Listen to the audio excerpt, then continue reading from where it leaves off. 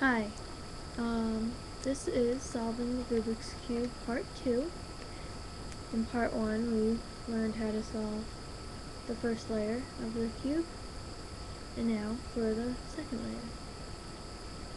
Now, for the second layer, it involves two algorithms, and depending on how you place the cube, it depends on which algorithm to use.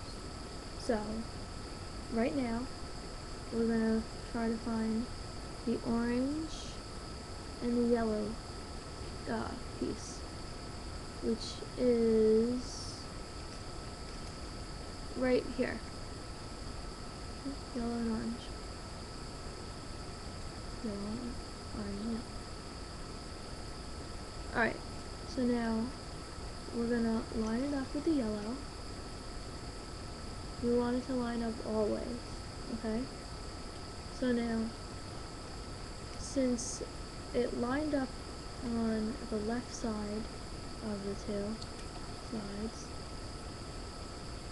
you're going to do a certain algorithm. And it goes like this.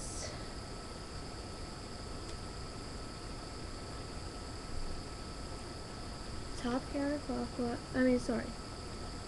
clockwise, right clockwise, top counterclockwise, right counterclockwise, top counterclockwise, front counterclockwise,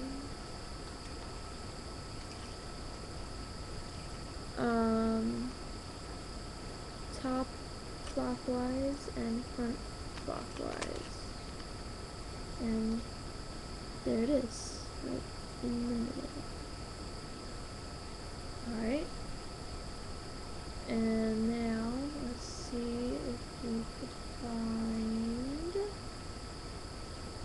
the white and red piece, which is right here. And again, it's on the left, so we're going to do the same algorithm, which is top clockwise, right clockwise, top counterclockwise, right counterclockwise, top counterclockwise, front counterclockwise, top clockwise, and front clockwise. And there it is in the middle again.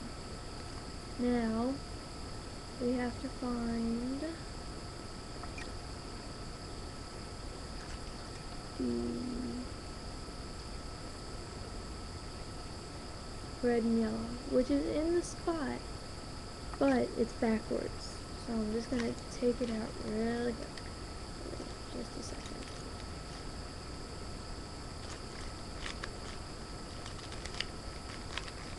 Alright. So, here. Hold on. So, what you want to do is find the piece, which is right here. Alright, but instead, let's do the orange and the white piece.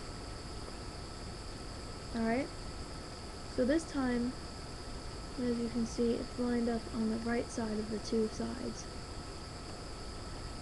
Okay. So, now it's a different algorithm. When it's lined on the left, we do the first algorithm we did. And now it's lined on the right. So now we're going to do a different one. Which is top counterclockwise, front counterclockwise, top clockwise, front clockwise, top clockwise, right clockwise, top counterclockwise, and right counterclockwise. And there, it's in here. Alright, so I'm going to finish this up. And then, let you practice a little bit. I have the algorithms in the description box, just in case you were wondering. And there you have it. we have the two first layers done. Now in my next video, we'll learn how to solve the third layer and the final layer.